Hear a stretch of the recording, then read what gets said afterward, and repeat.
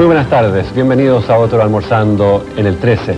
Desde Arica a Punta Arenas estamos disfrutando con 3 invitados en el estudio porque hay un cuarto invitado que se encuentra en la ciudad de Los Ángeles, el estado de California, Estados Unidos. Él es Ray Bradbury.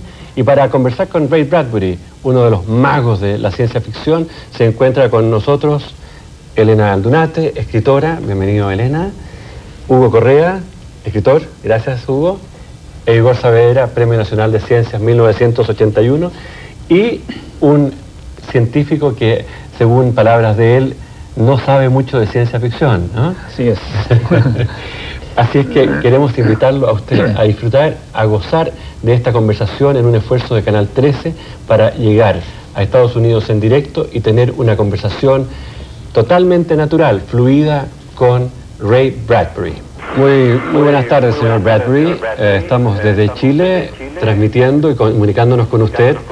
Aquí en Santiago nos acompañan la escritora Elena Aldunate, el profesor universitario, físico y Premio Nacional de Ciencias, don Igor Saavedra, y el escritor también de ciencia ficción, Hugo Correa. Elena, usted ha sido una gran admiradora de Ray Bradbury, ha escrito y fue la persona que tradujo uno de los cuentos más importantes de Bradbury. Sí, yo no sé si el más importante, pero en el Times salió un cuento que se llamaba The Dragon, o sea, el dragón, y me pareció tan lindo y me dio tanta pena que mis amigos no lo entendieran, los que no sabían inglés, que lo traduje de una forma que fue muy difícil para mí, nunca había hecho el trabajo, pero me parece que quedó lindo.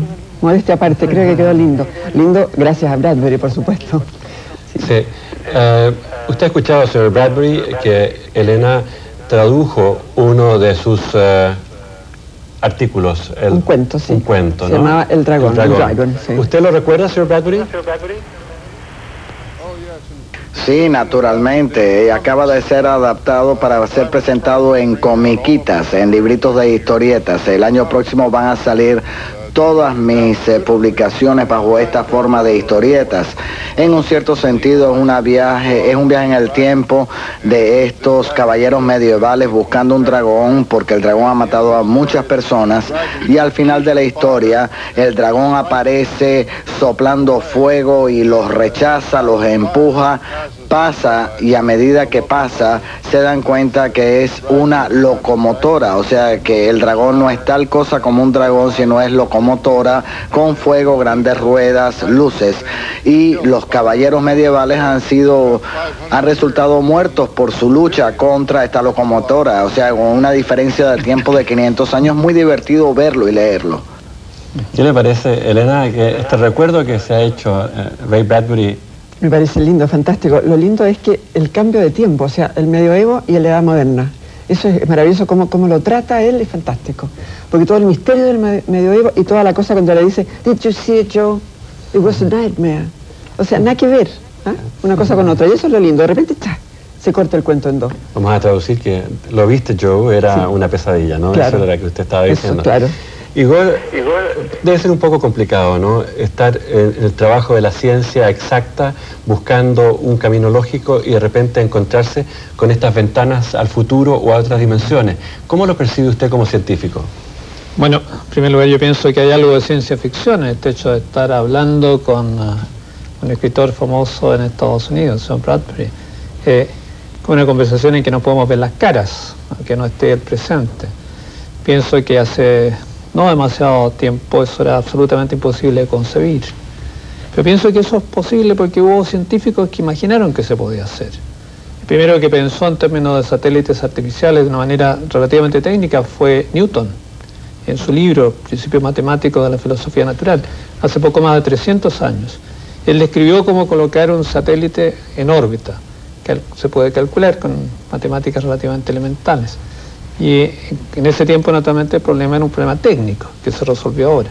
Pero eso permite esta especie de ciencia ficción que se está conversando con alguien en otro lugar del mundo y mirándose las caras. Quien está opinando, señor Bradbury, es don Igor Saavedra, profesor universitario, y quiero saber si hay algún comentario respecto a esta idea del profesor Saavedra por parte suya. Por supuesto.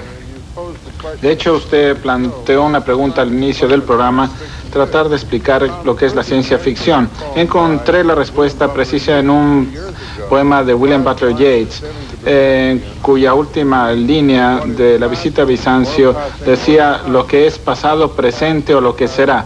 Lo que es pasado, que está pasando o que será. Todas las ideas que van desde las cavernas hace 50.000 años, cuando los cavernarios soñaban con el fuego. La ciencia ficción es el sueño respecto a lo factible, a lo posible. Y así se va creando el hecho ciencia y se van desarrollando nuevos conjuntos de problemas. Hace 50 o 100.000 años tenían el problema del fuego. ¿Cómo resolverlo? ¿Cómo hacer un fuego? ¿Cómo mantenerlo? Puesto que tenían frío.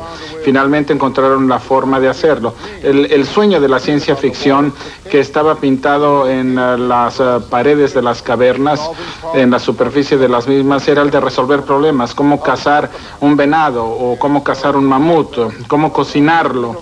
Es todo un movimiento de ideas a través de la historia hacia nuestro tiempo y de ahí hacia el futuro. La ciencia ficción pues está ante nosotros.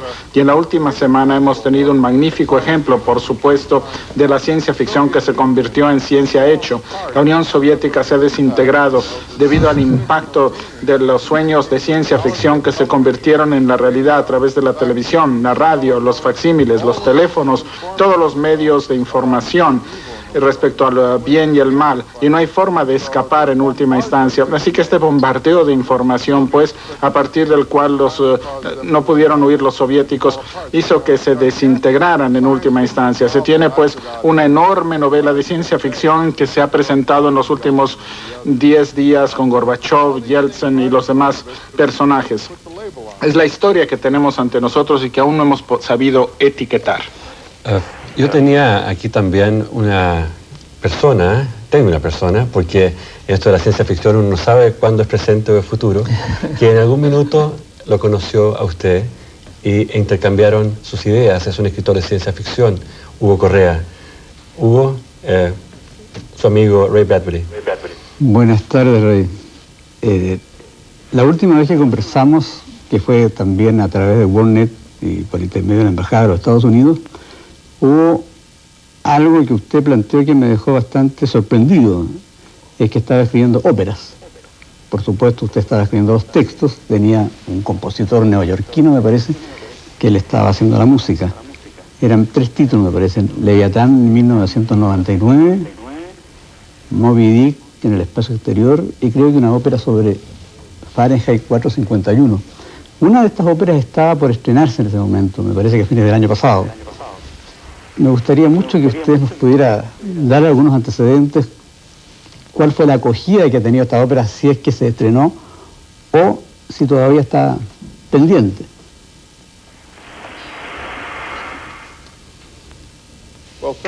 Bueno, el Fahrenheit 451 fue presentada en Fort Wayne, Indiana, hace 2 años y fue un éxito.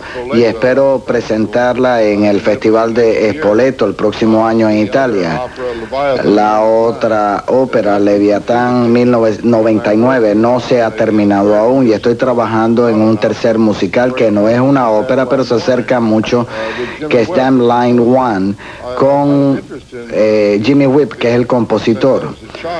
A mí me ha interesado mucho la música desde que era un niño y me ha interesado la ópera desde que tenía como 20 años. Es uno de esos campos que no he conquistado aún, que estoy todavía aprendiendo y me fascina, y espero a la larga llevar Fahrenheit 451 a Checoslovaquia, a Praga, porque es una sociedad muy orientada hacia la ciencia ficción, como lo ha sido los soviéticos. Los escritores de ciencia ficción en esos países son muy populares, así que espero que quizás el próximo año pueda viajar a Praga.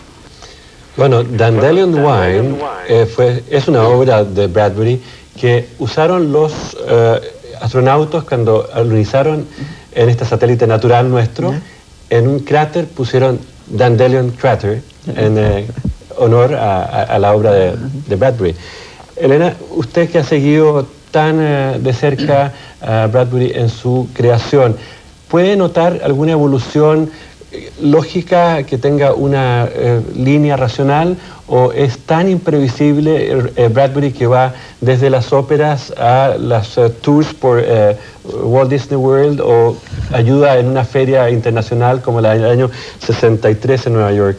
Yo diría que para mí lo lindo que tiene Bradbury, lo fabuloso que tiene él, es que siempre él tiene dentro de toda su obra tiene poesía. Mi padre, que fue premio nacional, decía que el escritor que no es poeta no es escritor.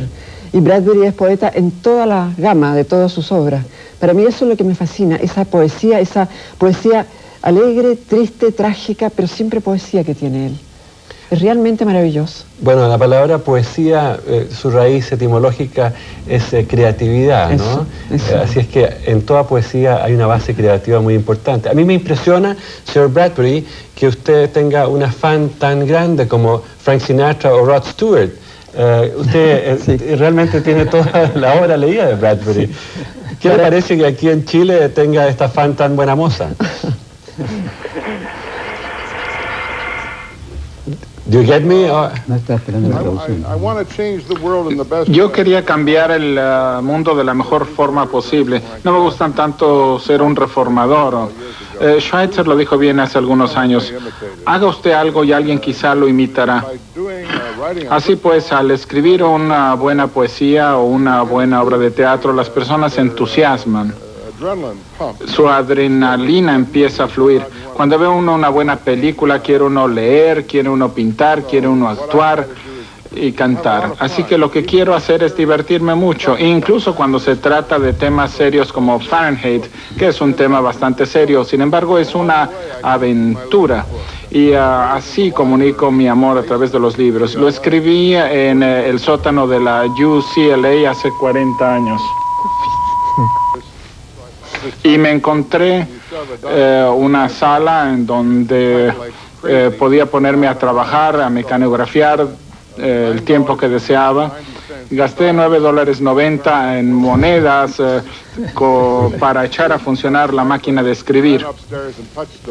Y poco a poco iba yo también a la biblioteca, leía yo los libros y así les fui cogiendo más amor.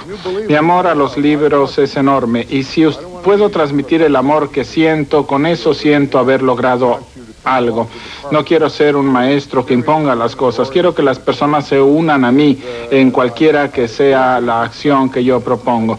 La poesía me ha instruido mucho, llevo obras de Shakespeare conmigo por doquiera, de George Bernard Shaw, porque son el tipo de poeta intelectual, es un escritor magnífico de la lengua, y aprendo de haiku también y de los grandes poetas, lo cual me permite hacer novelas para la pantalla muy adecuadas, con metáforas visuales, que si se integran de manera adecuada se tiene una magnífica película. Maybe you didn't get the question I was asking, Mr. Bradbury, but here we have Elena Aldunate that is really a fan of your work. I was comparing yourself to Frank Sinatra or Rod Stewart. Le estoy diciendo al señor Bradbury que no pescó esa última parte de la observación, que él tiene tanta popularidad en este lugar del mundo como un cantante pop, quizás, y eso está demostrado en esta mesa. Igor Saavedra, cuéntame, la poesía, ¿usted la encuentra a diario en su investigación? Oh, seguro. Yo creo que la ciencia tiene una raíz estética. La ciencia es una búsqueda de un orden en la naturaleza. Y el orden, en último término, es belleza.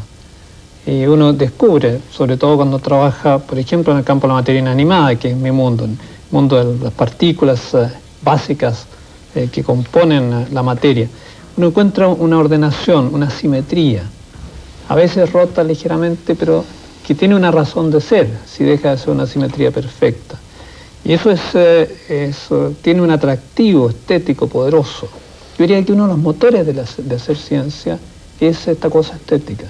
Hay una curiosidad intelectual, hay una serie de otros motivos, pero la belleza, la búsqueda de belleza, expresada a través de este orden subyacente en la materia, eso es una de las motivaciones.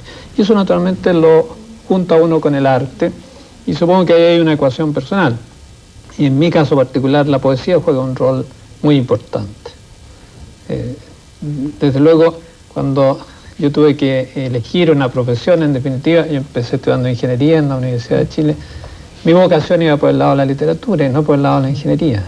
Llegué un poco por accidente a la escuela de ingeniería. Pero siempre seguí cercano a la literatura. Y encuentro en algún tipo de poesía, por ejemplo la poesía de T.S. Eliot, mucha similaridad con lo que uno hace hoy día en ciencia, el modo de pensar. Ciertas resonancias estéticas que acarrea la ciencia están ahí en la poesía de Eliot. Quien estaba comentando esto con usted, señor Bradbury, es Igor Saavedra, profesor universitario, como le había dicho antes. Y a lo mejor usted recuerda este libro publicado en 1947, y en este libro usted lo introduce con una poesía de Walt Whitman. El título es I Sing the Body Electric. ¿Usted podría hacer alguna acotación sobre el nivel estético de la ciencia, como decía el profesor Saavedra, y esta aproximación que usted hace con Walt Whitman a través de I Sing the Body Electric?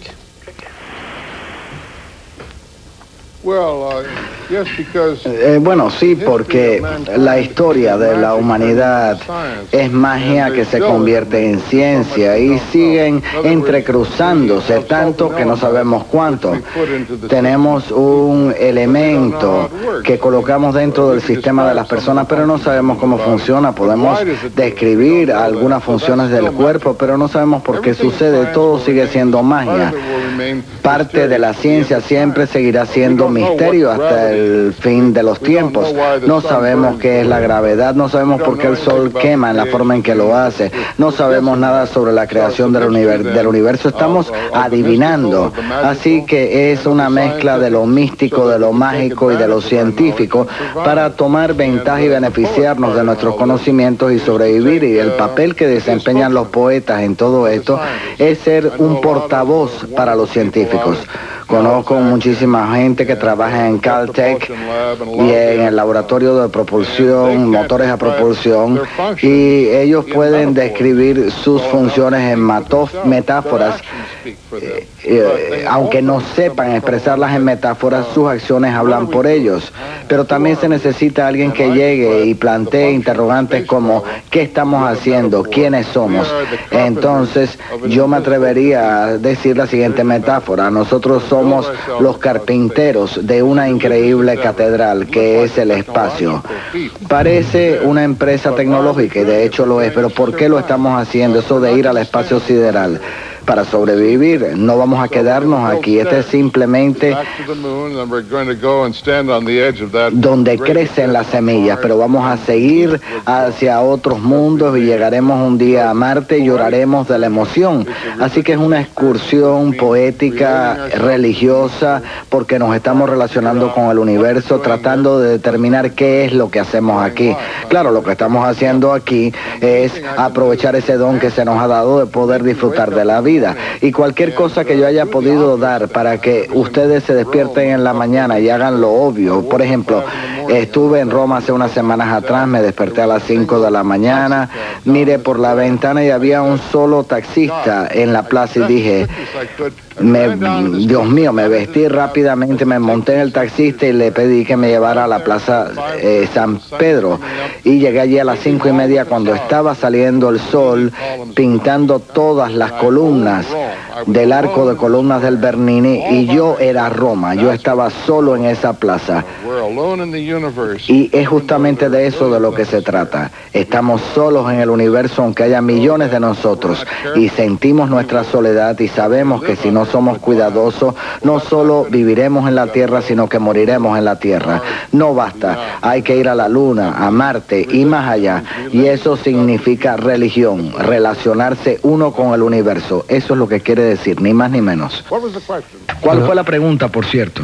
Usted se sentía solo en Roma, en la Plaza San Pedro, pero inconscientemente estaba al lado de Bramante, de Miguel Ángel, de Rafael Sanzio, y yo estoy muy acompañado aquí en Chile, a horas de distancia en jet, pero a segundos, a fracciones de segundo en pensamiento, con Elena Aldunate, con Hugo Correa e Igor Saavedra.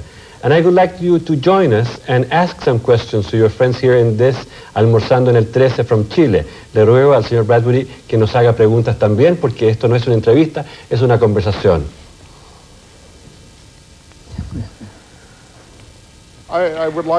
Me gustaría hacer la siguiente pregunta.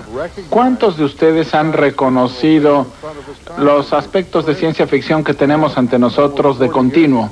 Por ejemplo, hace 40 años, una obra musical, Singing in the Rain con Gene Kelly, surgió. ¿Sabían ustedes que esa iba a ser una obra de ciencia ficción? Porque representó la aplicación del sonido al teatro. Primero teníamos películas sin sonido y después la teníamos con sonido. Esto es ciencia ficción en la vida, que permite cambiar el mundo. Y estamos viendo lo mismo ahora con los videocintas o videocassettes que revolucionan la política, destruyen las redes televisivas, revolucionan la industria fílmica, se cambia incluso el sistema a nivel de los banqueros.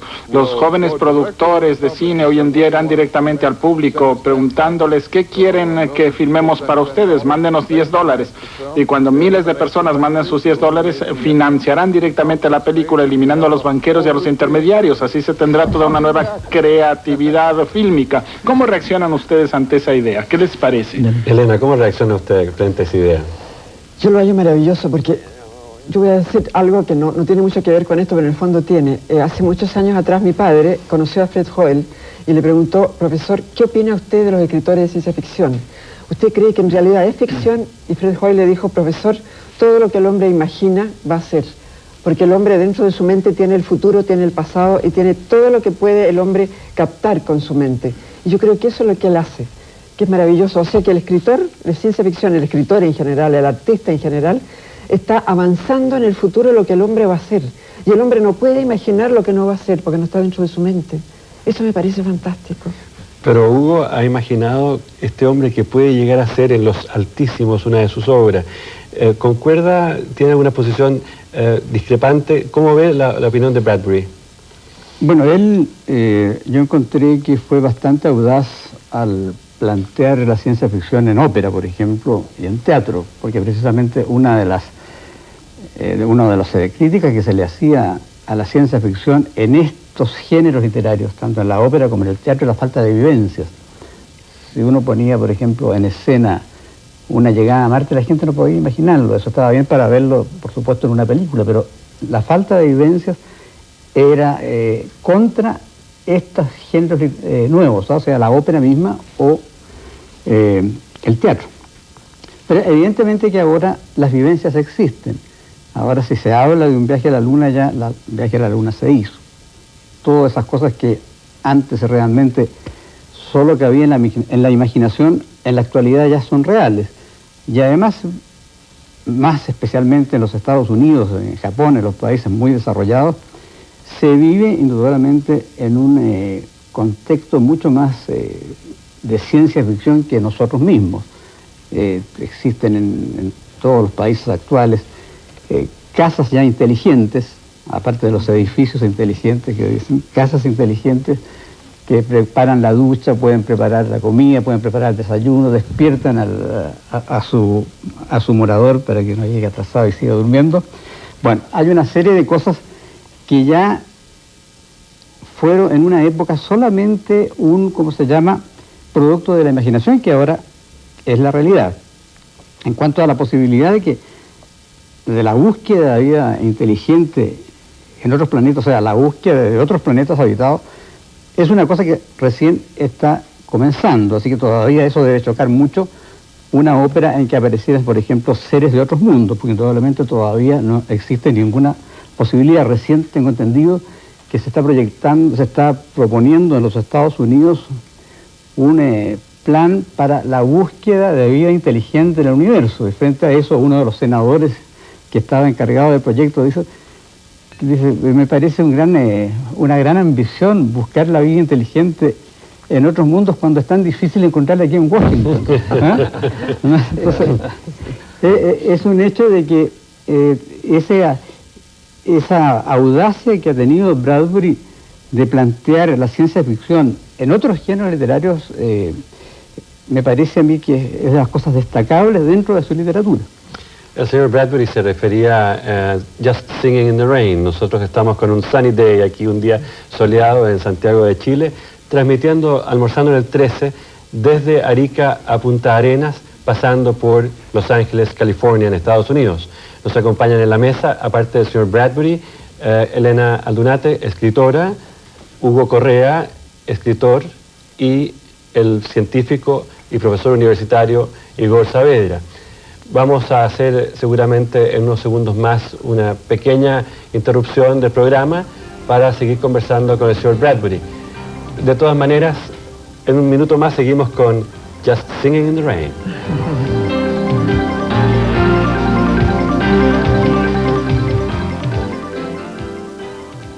Noche de Gigantes, este sábado desde las 21:30, junto a Don Francisco, disfrute del humor de Pepe Corbata. ¿Por qué a las nueras le dicen nuera? Porque siempre las nueras dicen, no era lo que yo quería para mi hijo. Las inolvidables canciones de Trini López. I'd like to be in America, okay by me in America. Las nuevas canciones de Kiara. Un ángel, necesito un ángel que me devuelva la vida, que vivo. La gracia de Laura Kerry, protagonista de la película Lambada. El talento y la simpatía de José Feliciano. Voy a entrenar gente guía para perros ciegos. Y pienso en ti, mi fórmula de amor. Y pienso en ti. Conozca a un profesional del peligro. Es verdad que una de las características principales que le piden a los dobles de las películas que tengan la cabeza dura. Noche de Gigantes, este sábado desde las 21:30.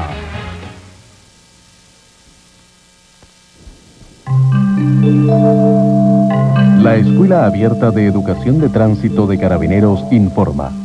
En fiestas patrias, conduzca con cuidado. Y si ha ingerido alcohol, no conduzca. Como peatón, si ha bebido, no transite por calles y caminos. Busque un medio de transporte alternativo más seguro. Páselo bien, pero cuídese bien.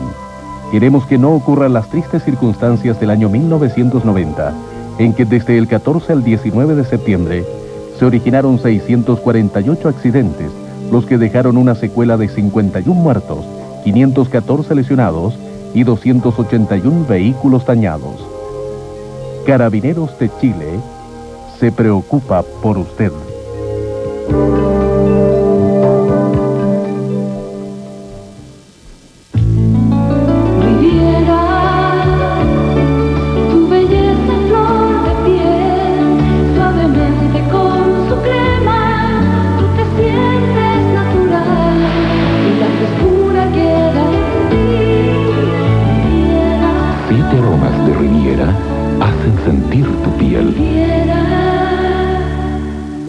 Haga contacto con Cecilia Boloco. Esta semana inicia una nueva vida. Deja su trabajo en la CNN en Atlanta para mudarse a Miami. Conozca su hogar, sus confesiones matrimoniales y las interrogantes de esa nueva etapa. No voy a poder estar tan cerca como me gustaría de Michael. En Arizona, estos científicos se encerrarán durante 2 años en esta burbuja de cristal para probar que es posible la vida en otros planetas. A pocos días de cerrarse la puerta que los separará del mundo, ingrese a este embrión de una colonia espacial. Como todas las semanas, haga contacto con el mundo. Este miércoles a las 21:30 horas con la conducción de Mercedes Ducci. Contacto, en la Corporación de Televisión de la Universidad Católica. La confortástica promoción rinde más que nunca. Ya empezó a regalar todos los días un video cada 3 horas y un auto a la semana. Siga participando y no se pierda los sorteos todos los días en este canal a las 3, a las 6 y a las 9. Porque siempre regala más. Conviene tener confort.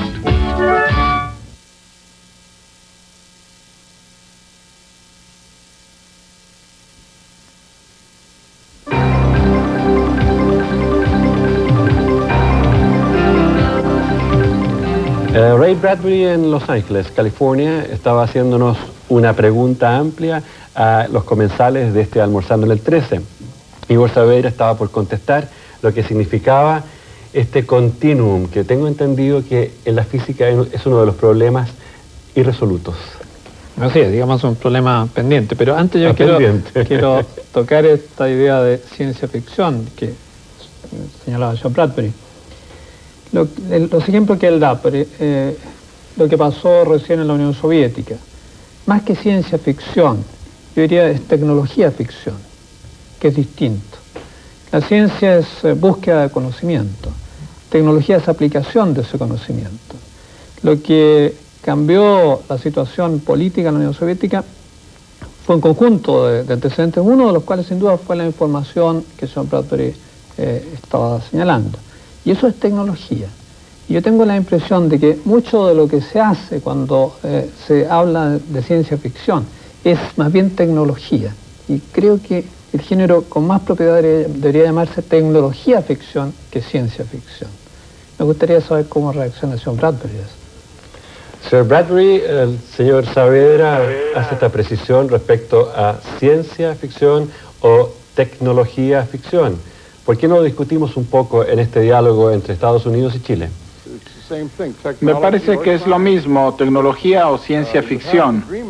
Hay que soñar en algo antes de poderlo construir. La ciencia ficción, pues, se antepone a cualquier ciencia. Cualquier buen científico viene antes de cualquier buen escritor de ciencia ficción en los años. El doctor Salk tuvo que soñar en curar a través de una vacuna. Eso es un sueño a base de ciencia ficción, pero luego se empieza a experimentar y finalmente llegamos al día en el que se elabora la vacuna y se salva a la humanidad. Así que no debe haber una confusión. La ciencia ficción es el sueño en aquellas ficciones que nos permiten inventar una ciencia y después se convierte en ciencia hecho, en tecnología. Así que siempre y cuando se pueda describir en esos términos no debería haber confusión alguna. Profesor Saavedra, ¿por qué no hacemos una precisión y aprovechamos de Light Up This Fire? Animemos este programa discutiendo con Ray Bradbury. Yo pienso que es conveniente separar las dos cosas.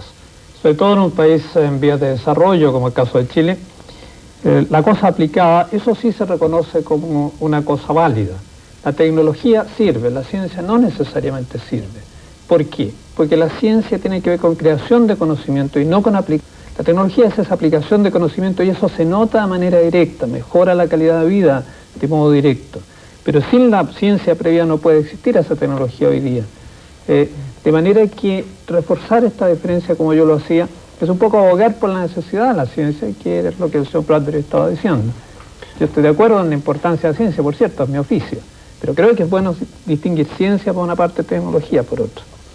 ¿Algún comentario especial, señor Bradbury? Lo noto poco nervioso, con las manos tranquilas, así es que creo que no le inquieta mucho esta diferencia.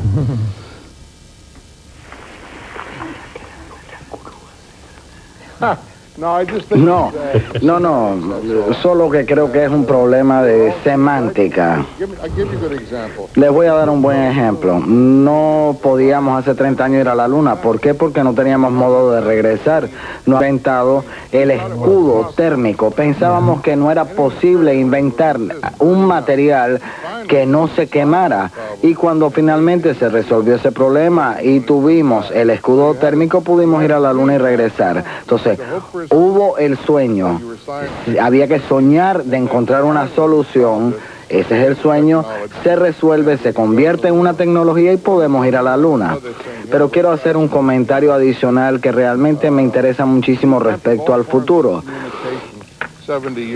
Hace 70 años atrás habían pocos medios de comunicación. Cuando yo tenía 2 años surgió la radio, después surgió la televisión cuando yo tenía 40 años más o menos. Y ahora tenemos las cintas de video que solo tienen como 11 años de vida. Y ha comenzado a tener un gran efecto e impacto sobre nuestro país, lo tendrá sobre otros. Pero lo divertido, lo entretenido para mí es imaginar qué va a suceder con las campañas políticas en los próximos 10 años. La próxima campaña presidencial probablemente tenga lugar no en las cadenas de televisión, sino por cintas de video. Y millones de estas cintas de video van a ser enviadas por los políticos al electorado. Los republicanos harán un grupo de cintas, los demócratas otros, y entonces entre vecinos nos las pasaremos y nos las prestaremos. Y ahí sí que va a haber un buen proceso democrático, porque si 4 años más tarde no han cumplido con lo que habían prometido en esa cinta de video, diremos mentirosos, sinvergüenza. O sea que el proceso democrático está llegando cada vez en mayor medida a las manos del pueblo gracias a todas estas máquinas y estas tecnologías. Y el efecto de todo esto va a ser aumentar, mejorar la libertad del individuo en todos los países, porque no va a haber modo de escapar de la cinta de video. Bueno, usted mencionaba algunos partidos políticos como los republicanos y los demócratas. Aquí en Latinoamérica tenemos varios más que podemos mandarle unas cintas para ver si les cambiamos algo su perspectiva frente a la realidad latinoamericana. Y refiriéndome a la realidad latinoamericana, me imagino que un escritor de ciencia ficción como usted, que ha escrito cerca de 500 obras, habrá leído algo de Cortázar, Julio Cortázar, o de García Márquez, o de la chilena Isabel Allende. Ellos han tenido un estilo que se define como realismo mágico. Es un lenguaje y una concepción distinta de la realidad que no se le llama ciencia ficción, sin embargo ha invadido el mundo con esta magia poética que viene desde el sur del continente americano. ¿Sabe usted algo de ello o si no, se lo imagina?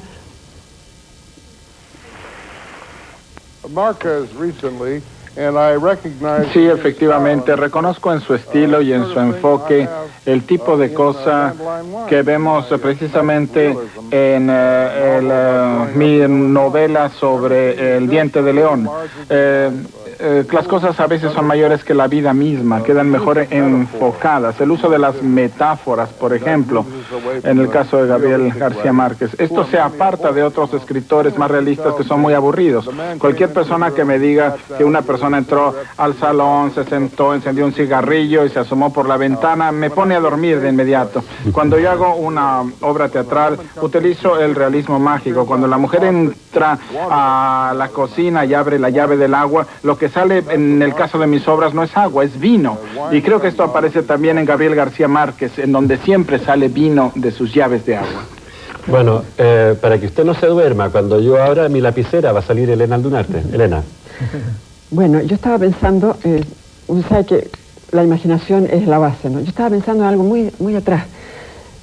Como decía, yo creo que la ciencia, es decir, lo que estábamos hablando ahora, o sea, lo que está pasando ahora, comenzó cuando ese hombre de la caverna, ¿no?, levantó los ojos y miró las estrellas y dijo, ¿qué será eso?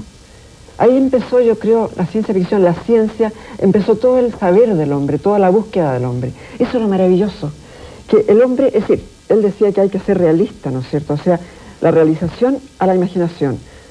Sin la imaginación no existe la realización, y sin la realización no se puede dar al futuro lo que imaginaron. O sea, si nuestros primeros padres hubieran imaginado sin la realización, no tendríamos idea nosotros lo que habría pasado. Entonces lo lindo es eso, que el hombre, el niño, porque en el fondo yo creo, es muy particular, el ser humano pasa por todas las etapas desde el comienzo hasta ahora, ¿no es cierto? El niño de 3 años es un hombre de Nerdental, y ese niño debe mirar las estrellas, y si no hay nadie para que le diga lo que es, el niño debe en su cabeza dar vuelta a esta cosa. Entonces eso es lo lindo, que el hombre lleva ya en sí todo este avance hacia el futuro. Eso es lo maravilloso. Entonces, esa es la imaginación. Y el escritor, como trabaja con la imaginación, es el primero que da la pauta hacia lo que viene. Y el científico es el que dice sí, esto es y esto no es. ¿Usted piensa lo mismo, Hugo? Sí, pienso realmente que la inquietud, que es la primera, ¿cómo se llama?, lo que conduce realmente a resolver problemas, a plantearse problemas, ha estado siempre presente en el hombre, desde el primer momento, ¿no? Pero es evidente, por otro lado, que también el hombre, desde el punto de... Es decir, la condición humana aparentemente no ha mejorado. O sea, el ser humano, el cromañón y nosotros, seríamos más o menos parecidos, como decía alguien, que la civilización y barbarie están separadas solo por una delgada capa de policía. O sea, es evidente que hay incluso una novela de ciencia ficción de William Golding que se llama Lord of the Flies, o sea, el señor de las moscas, que plantea ese problema de unos niños de un college británico, que la educación inglesa es la más acreditada en el mundo, sobre todo para los niños, que caen en un avión, en una isla, y quedan abandonados y comienza la regresión. Comienza la regresión rápidamente, a pesar de haber tenido ellos una educación tan sólida, se convierten en pequeños salvajes, comienzan a adorar determinadas figuras como una cabeza de puerco, por ejemplo. Todas esas cosas estarían realmente demostrando cierta fragilidad en esta aparente, en este gran progreso que se ha logrado en los últimos años. O sea, yo en ese sentido tengo mis dudas. Señor Bradbury, aquí hay dos grandes temas, evolución y estructura, sociedad, en fin, futuro. ¿Qué comentarios le merece el pensamiento de Elena Aldunate y de Hugo Correa?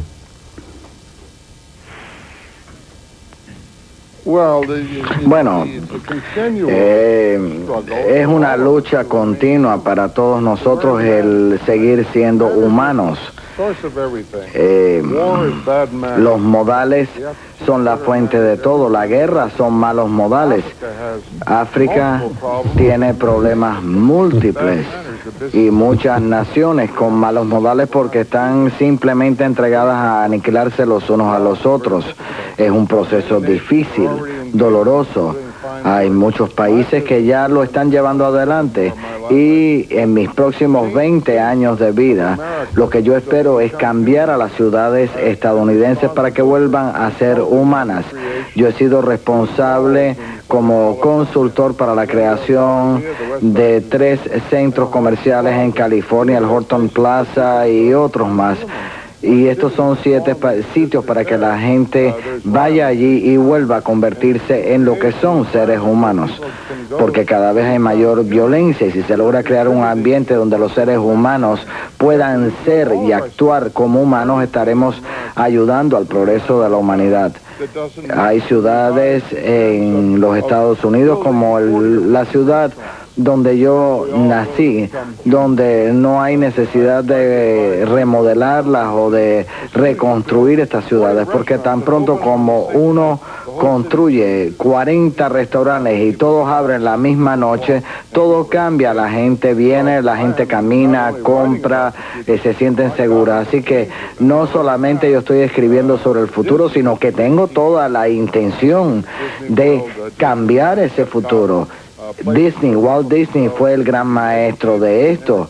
Ahí tenemos a Disney World, Epcot Center, ahí es a donde la gente va y salen de esa caparazón donde la parte humana de ellos permanece encerrada, permanece aprisionada. Así que nuestras ciudades tienen que ser totalmente reconstruidas. Esto me encanta, me gusta el desafío, no me deprime, se puede hacer y se hará. Estamos conversando con Ray Bradbury, está en Los Ángeles, California, Estados Unidos. Nosotros estamos llegando con Almorzando en el 13 desde Chile, lo tenemos a él sentado en nuestra mesa, a una esa distancia y conversando entre Arica y Punta Arenas. El señor Bradbury nos ha contado que no solamente escribe, no solamente hace poesía, no solamente se dedica a crear óperas y algunos films, también hace arquitectura. Ahora que está usted en Los Ángeles, ¿no cree que es arquitectura ficción lo que plantea en sus nuevos centros comerciales? ¿Realmente en Los Ángeles podrá alguna vez el hombre sentirse hombre porque es una de las ciudades más complicadas de vivir en el mundo?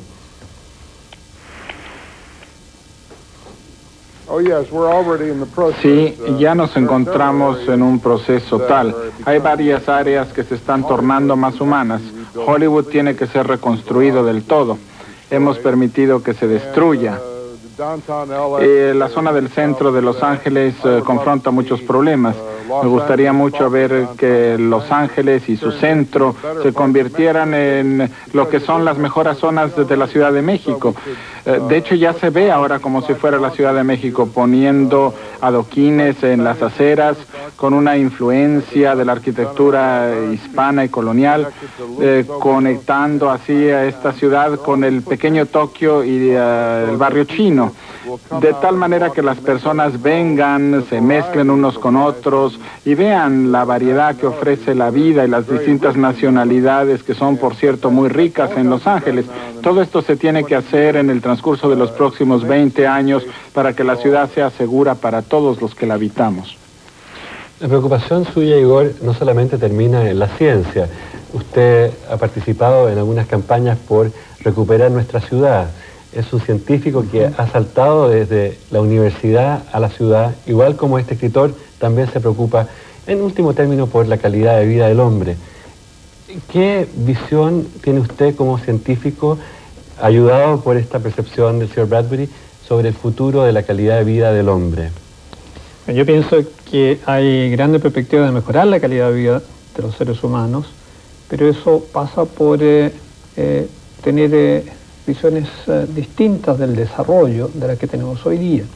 En la medida que se insista en que el desarrollo de un país es una cuestión esencialmente económica y que la mejor o peor calidad de vida se mide en índices de cuántos dólares por habitante tiene el país, yo creo que no se mejora la calidad de vida.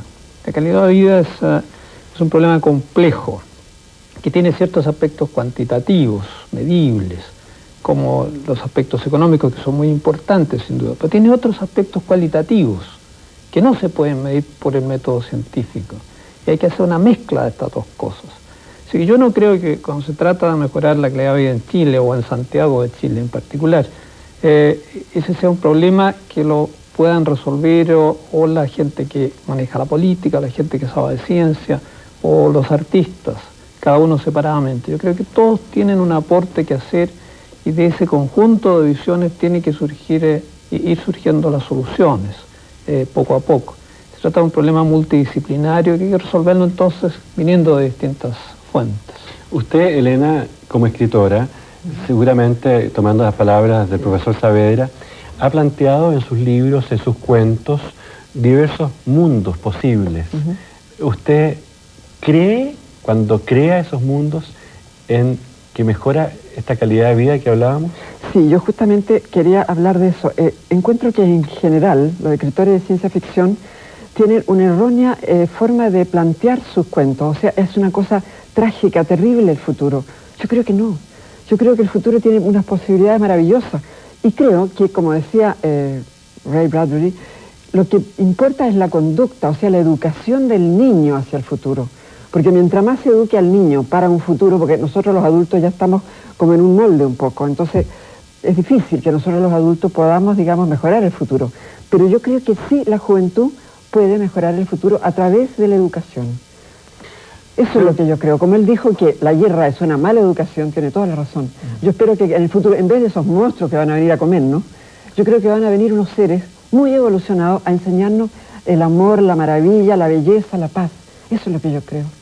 Aprovechando la opinión del profesor Saavedra y de la escritora Aldunate, yo quiero hacer esta reflexión con usted, señor Bradbury, para que nos ilumine desde su punto de vista. Estamos convirtiéndonos, como dijo McLuhan, en una aldea global. De hecho, estamos conversando ambos al instante, al unísono, separados por miles de kilómetros de distancia. Este lenguaje común que nos falta, usted lo ha planteado en alguna de sus obras, en algún fragmento de sus obras. ¿Cree posible que nos entendamos globalmente y así cooperemos todos a un mundo mejor?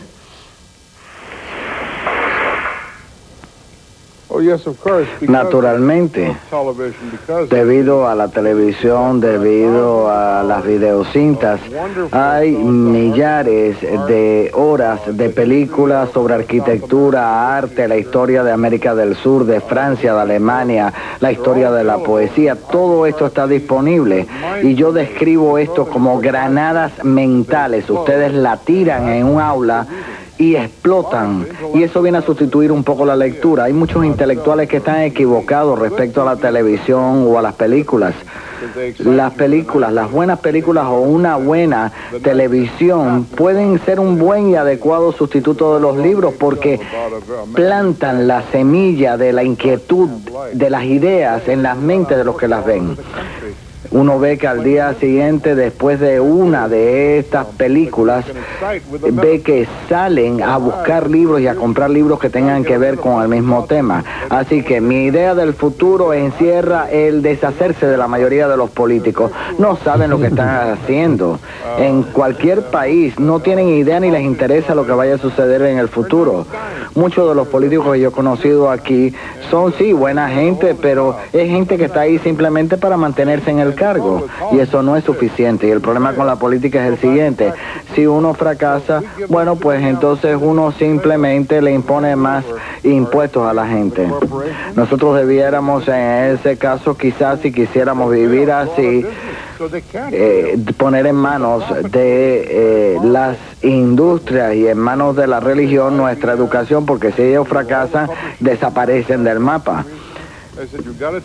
Yo he hablado con los editores y les he dicho, más vale que ustedes tomen en sus manos la rienda de las escuelas, porque si no lo hacen, sus revistas van a desaparecer en pocos años. Es importante enseñar a leer porque no lo estamos enseñando hoy en día. Así que estamos fracasando ante todas las generaciones, de todas las razas, de todos los colores. Se debiera de pasar la tarea de la educación a las corporaciones que tienen necesidad de educar a la gente para lograr tener empleados en el futuro. Lo mismo sucede con la religión. Pero los políticos no saben cómo gastar el dinero. Tenemos que aprender la lección de los últimos 10 años, devolverle los impuestos al pueblo. El pueblo sabe cómo votar por lo que necesitan. Ellos votan todos los días con el dinero que gastan, pero el gobierno estatal no lo sabe, el gobierno municipal no lo sabe, el gobierno federal tampoco lo que necesitamos, lo que se tiene que hacer. Mientras que yo sé lo que necesito, y lo mismo sucede con mis vecinos. Se crean empleos cuando los individuos, los ciudadanos, empiezan a gastar en cosas que realmente necesitan el dinero que les sería devuelto de sus impuestos. Pero de no tomar medidas, de no tomar pasos, lo que va a suceder es que cada vez vamos a irnos hundiendo cada vez más en la recesión, mientras que si se dejan de imponer tributación a los ciudadanos y más bien se les devuelve el dinero que han pagado en los impuestos, verían que la economía se equilibraría. Nosotros tenemos muchos más millones de ingresos por conceptos de impuestos hoy en día de lo que teníamos antes, y sin embargo fíjense que nos encontramos en una situación de recesión. Se debieran, en fin, eliminar totalmente los impuestos, dejar el dinero en manos de la gente, que es quien sabe realmente lo que quiere y necesita. Bueno, usted nos ha dejado a nosotros no solamente su pensamiento, sino que también un diálogo muy fructífero, que quiero agradecerle en nombre de los chilenos que nos están viendo, además de Elena Aldunate, Igor Saavedra y Hugo Correa. Y en su ardiente verano en Los Ángeles, California, probablemente no se imagine que nosotros tenemos una maravillosa cordillera nevada con un lindo país que espera que usted lo visite de cuerpo presente, porque ya lo hemos tenido con su pensamiento aquí en Almorzando en el 13 presente. Muchas gracias, señor Bradbury, y hasta una próxima oportunidad. Me gustaría mucho ir para allá y abrazarlos a todos. Muchísimas gracias. Ha sido una transmisión de Almorzando en el 13 con una conexión vía WorldNet con el escritor Ray Bradbury. Hemos hablado de ciencia ficción a lo largo de todo Chile y con esta distancia que nos unía con Estados Unidos. Le damos las gracias a la Embajada de Estados Unidos por el apoyo que nos ha dado para lograr esta conexión, y por supuesto le reitero mi agradecimiento a Elena Aldunate, Igor Saavedra y Hugo Correa. Muchísimas gracias y por supuesto siga en Canal 13.